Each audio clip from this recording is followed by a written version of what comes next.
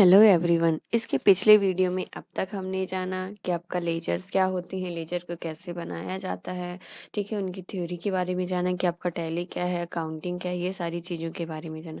आज हम जानेंगे वाउचर्स के बारे में कि आपका वाउचर्स कैसे काम करता है और ये क्या होता है, ठीक है ना, कितने टाइप के वाउचर होते हैं, चलिए इसके बारे में हम जान यहाँ पर टैली में 6 प्रकार के वाउचर होते हैं। There are 6 types of voucher, ठीक है। टैली में 6 प्रकार के वाउचर होते हैं। सबसे पहले होता है आपका पेमेंट वाउचर, सेकंड होता है आपका रिसिप्ट वाउचर, थर्ड होता है आपका purchase voucher, fourth sales voucher, फिर कॉन्ट्रा, देन जर्नल। यहाँ पे मैंने इसलिए स्टेप बाय स्टेप लिखा, देखिए पेमेंट वाउचर की आपकी शॉर्टकट होती है F5। जब आप टैली ओपन कर लोगे और आप अकाउंटिंग वाउचर में जाओगे, अकाउंटिंग वाउचर में जाने के बाद बाय डिफ़ॉल्ट हमेशा 99% आपका पेमेंट वाउचर ही ऑन होता है। कभी-कभी जब पेमेंट वाउचर ऑन ना हो तो फंक्शन की आप F5 दबाओगे और आपका वो पेमेंट वाउचर ओपन हो जाएगा। सेकंड होता है आपका रिसिप्ट वाउचर।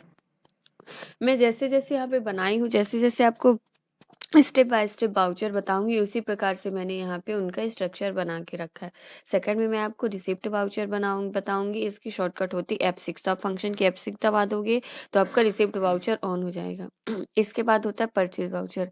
परचेज़ वाउचर में F9 प्रेस करेंगे। सेल्स वाउचर की शॉर्टकट होती है F8, कॉन्ट्रा की होती है F4 और जर्नल की होती है F7। अब स्टेप बाय स्टेप ये सारे वाउचर को फॉलो करेंगे, हर एक वाउचर को बारी-बारी से पढ़ेंगे, ठीक है। आज हम इस वीडियो में पेमेंट वाउचर के बारे में जानेंगे कि हम क्या होता है पेमेंट वाउचर और हम इसकी एंट्रियाँ कैसे करते हैं। तो चलिए वीडियो को स्टार्ट करते हैं। यहाँ पे मैंने टैली ओपन कर ली। यहाँ पे सबसे फर्स्ट विंडो में हूँ मैं, टैली के गेटवे ऑफ टैली में है ना, मास्टर ट्रांजेक्शंस दिखा रहे हैं, इनमें सबसे फर्स्ट विंडो में हूँ।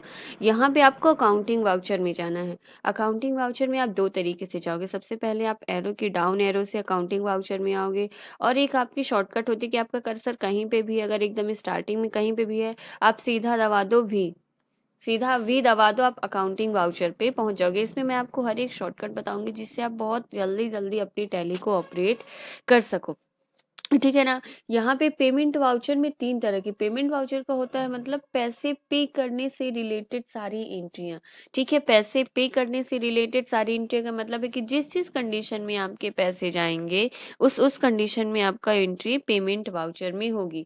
सबसे पहले हम ये मान लेते हैं कि आपने किसी पर्सन से कोई ट्रांजेक्शन्स किया था, आपने ट्रांजेक्शन किया तो आपने उनसे पैसे, कभी गुड्स खरीदे होंगे, सामान खरीदे होंगे, तो आप उन्हें पैसे पे करोगी।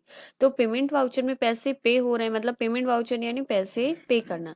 तो जिस कंडीशन में पैसे पे होंगे वो एंट्री आपकी पेमेंट वाउचर में। तो आप किसी पर्सन को पैसे पे करोगे तो किसी भी पर्सन को पैसे पे करने की एंट्री होती, जैसे हमने मान लिया कि श्यामलाल को 10,000 रुपये पे किया, तो यहाँ पे श्यामलाल डेबिट हो जाएगा और आपका कैश क्रेडिट हो जाएगा।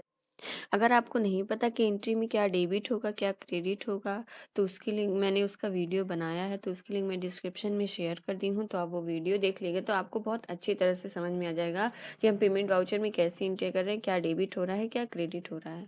यहाँ पे जैसे मैंने बोला श्यामलाल को 10,000 रुपये पे किया, तो श्यामलाल हो गया यहाँ पे डेबिट, क्योंकि श्यामलाल पे आने वाला। मैंने एक रूल की भी एंट्रियाँ बनाई हैं, तो उस रूल की भी मैं आपको वीडियो लिंक डिस्क्रिप्शन में शेयर कर दी हूँ, तो आप उसे देख लीजिएगा, ठीक है। यहाँ पे पर्सनल पेमेंट, वो पर्सनल अकाउंट का रूल होता है, पाने वाले को डेबिट, देने वाले को क्रेडिट। तो यहाँ पे आपका जो है श्यामलाल पैसे पाने वाला है, इसीलिए हम श्यामलाल को डेबिट करेंगे और कैश को क्रेडिट करेंगे। तो यहाँ पे LTC से हम श्यामलाल का लेजर बनाएंगे, ठीक है। सबसे पहले आप वाउचर में हो, सीधा एल्ट बटन के साथ सी बटन दबाना है। एल्टर बटन सभी में होगी कीबोर्ड में, तो एल्टर बटन के साथ सी दबाना है, तो आपका लेजर क्रिएशन की विंडो ऑन हो जाएगी। यहाँ पे हम श्यामलाल का लेजर बनाते हैं।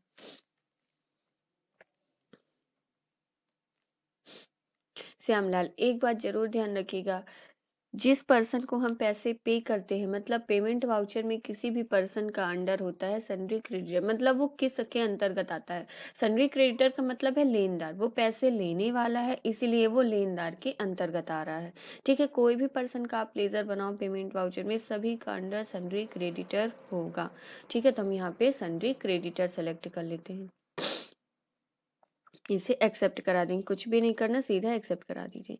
यहाँ पे आप कितना पे कर रहे हो वो अमाउंट डाल दीजिए, ठीक है, ये डाल दिया।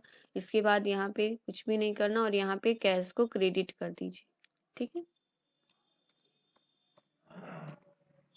ठीक है। इसके बाद होता है अगर आपने मान लीजिए कोई फिक्स एसेट्स परचेज किए, फिक्स एसेट्स मान लीजिए अब आपका बिजनेस है तो आपने फर्नीचर खरीदा, नीड के अकॉर्डिंग आपने कोई भी चीज़ें खरीदी, जैसे आपको कंप्यूटर की ज़रूरत है अपनी कंपनी में तो आपने कंप्यूटर खरीदा। तो कुछ ऐसे फिक्स एसेट जो आप खरीदते हो वो आपका पेमेंट वाउचर में होता है, क्योंकि ये आपका पैसे यहाँ पे जा रहे हैं। जैसे हमने बोला कि मशीन खरीदा, ठीक है, तो आपने मशीन खरीदा तो यहाँ पे आपके पास मशीन आ रही है तो मशीन डेबिट होगी, और कैश जा रहा है तो कैश क्रेडिट होगा। तो यहाँ पे सबसे पहले डेबिट है तो हम यहाँ पे एलटीसी से मशीन का लेज़र बना लेते हैं। आपको हर एक चीज़ का लेज़र बनाना पड़ेगा, हर एक चीज़ मतलब जो भी चीज़ें आप करोगे, है ना, कि क्या आ रहा है, क्या वस्तु जा रहा है, मैं आपको इसके डिटेल वीडियो में समझाई हूँ। तो उसकी वीडियो में उस वीडियो की लिंक मैं डिस्क्रिप्शन में शेयर कर दी हूँ, आप देख लीजिएगा, ठीक है। और इस मशीन का अंडर फिक्स एसेट्स आएगा। ये सारी चीज़ें आपकी फिक्स एसेट्स के अंतर्गत आती, तो इसका अंडर हम फिक्स एसेट्स डाल देते हैं, ये ठीक है। यहाँ पे आपने मशीन जितने में खरीदी है उतना अमाउंट डाल दीजिए। अगर एक बात ध्यान रखिएगा, अगर आप कैश खरीदते हो तो कैश सेलेक्ट करते हो, अदरवाइज चेक से खरीदते हो तो आपको एलटीसी से बैंक का लेजर बनाना पड़ेगा। अभी हम कैश करते हैं, ठीक है। थर्ड एंट्री आपकी होगी कोई भी एक्सपेंस पे करने की एंट्री। मैंने जितने भी लेजर बनाए हैं उसमें हमारे कई सारे इनडायरेक्ट एक्सपेंस हैं, तो वो सभी इनडायरेक्ट एक्सपेंस के लेजर को लेके आप एंट्री कर सकते हो, ठीक है। यहाँ पे मैंने एक एंट्री यहाँ पे बता दी थी, जैसे मैंने एडवर्टाइजमेंट एक्सपेंस पे किया है तो advertisement expense account debit to cash account, जितने भी मैंने लेजर बनाए हैं एक्सपेंस के उनमें सारे एक्सपेंस को आप डेबिट कर दीजिएगा और कैश को उन सभी में कैश को क्रेडिट कर दीजिएगा, ठीक है। तो यहाँ पे हमने कर दिया advertisement expense debit to cash, तो यहाँ पे एलटीसी से एडवर्टाइजमेंट का लेजर बनाएंगे।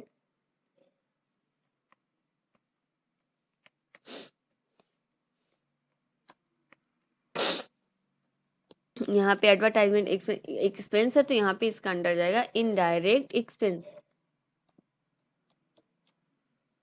यहाँ पे इसका अमाउंट हम डाल देते हैं।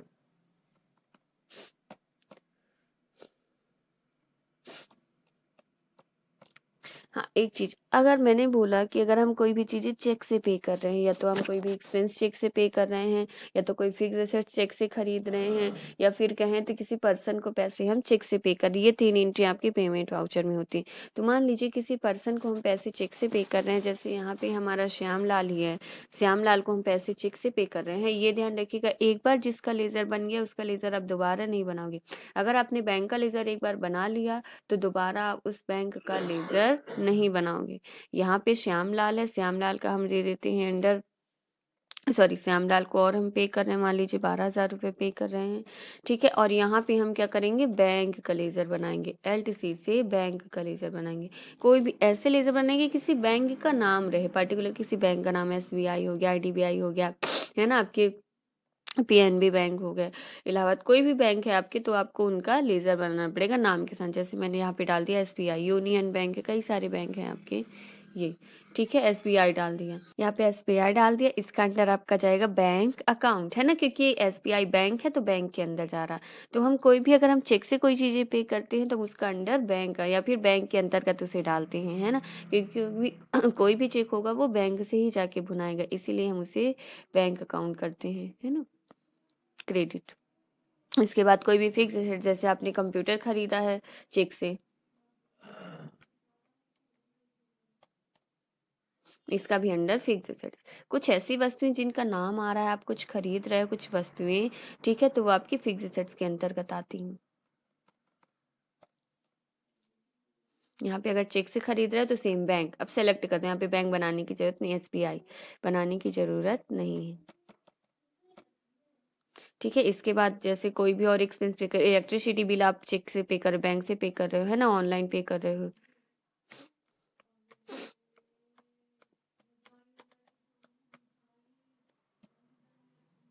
यहाँ पे इनडायरेक्ट एक्सपेंस आ जाएगा, ये एक खर्चा है आपका तो इनडायरेक्ट एक्सपेंस के अंतर्गत हम इसे डाल देंगे, ठीक है। अमाउंट कितना भी आप पे कर रहे हो वो डाल दीजिए, और अगर चेक से पे कर रहे हो तो वही बैंक आप सेलेक्ट कर दो, जिस बैंक में आपका खाता होगा वही आप बैंक का नाम लेजर बना के और उसी बैंक को सेलेक्ट करिएगा।